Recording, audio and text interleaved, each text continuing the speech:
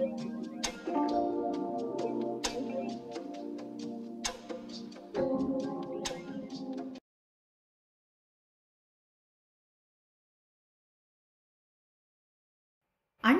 வணக்கம். இன்னைக்கு ஐத்தி கிச்சன்ல நம்ம என்ன பார்க்க போறோம் அப்படின்னா முறுமுறு முறுமுறு. ஆமாங்க, ரிப்பன் பக்கோடா முறுமுறுன்னு செய்யறத பார்க்க போறோம். எல்லாருமே ஒவ்வொரு மாதிரி செய்வாங்க.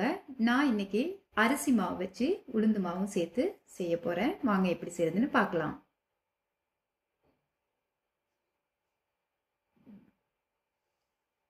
பாத்திரம் தேவை. அதுக்கு ஒரு பாத்திரத்துல 4 கப் அரிசி மாவு சேர்த்துக்கலாம்.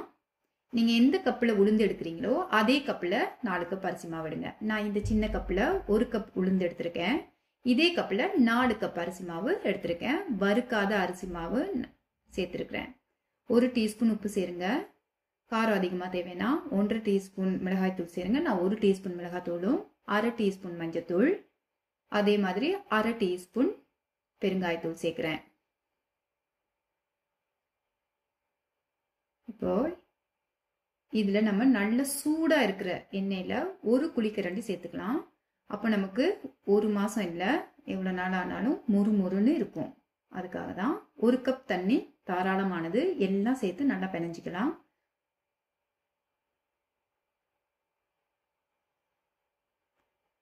பாருங்க, இந்த மாதிரி பிணைஞ்சு வச்சுக்கலாம். நம்ம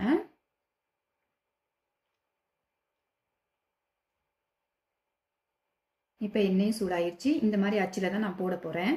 உங்களுக்கு எப்படி வசதியாக இருக்குது, அதாவது இதை விட சின்ன அச்சு தான் வேணும் அப்படின்னாலும் போட்டுக்கலாம். எப்படி போட்டால் என்ன, ரிப்பன் பக்கோடா வந்தால் சரி தீபாவளிக்கு. பாருங்கள், இதுவும் ஒரு ஸ்டைலாக அழகாக கொஞ்சம் பெருசாக நல்லா இருக்குது, எனக்கு பிடிச்சிருக்குது. அதனால் இந்த மாதிரி போடுறேன். ஆக்சுவலாக ரிப்பன் பக்கோடா செய்கிறதுக்கு 2-3 முறைகள் இருக்குது. சில பேர் பூண்டு அப்புறம் கொஞ்சம் ஓமம்லாம் சேர்த்து நல்லா அரைச்சிட்டு அந்த தண்ணியிலேயே பிசைஞ்சு போடுவாங்க. அதுவும் சூப்பராக இருக்கும். இன்னொரு டைம் நம்ம அதையும் செய்யலாம். இப்போ இந்த எண்ணெயோட சூடு, அந்த பபிள்ஸ் எல்லாம் அடங்குனதும் ரெடி ஆயிடுச்சுன்னு அர்த்தம். நம்ம எடுத்துக்கலாம் வெளியில. இல்லை ரொம்ப நேரம் விட்டிங்கன்னா கருப்பாயிடும். பாருங்க, நான் கொஞ்சமாக தான் செஞ்சுருக்கேன், ஆனால் சூப்பராக செஞ்சாச்சு. கண்டிப்பாக இந்த ரெசிபி உங்களுக்கு பயனுள்ளதாக இருக்கணும்னு நினைக்கிறேன். பாருங்க, நம்ம இதை எடுத்து கொஞ்சம் கொஞ்சமாக அவரை உடைக்கலாம். ஒருக்கா 2 தடவை முடிச்சு அவரையும் உடைச்சிட்டு நொறுக்குனா அப்படி முறுமுறு முறுன்னு நொறுங்கணும். ஓகேவா? சூப்பரா இருக்குங்க டேஸ்ட். இதே மாதிரி நீங்களும் ட்ரை பண்ணுங்க இந்த தீபாவளிக்கும். இந்த ரெசிபி உங்களுக்கு பிடிச்சிருந்தா லைக் பண்ணுங்க, கமெண்ட் பண்ணுங்க, ஷேர் பண்ணுங்க. மறக்காம ஆயத்தி கிச்சனுக்கு சப்ஸ்கிரைப் பண்ணுங்க.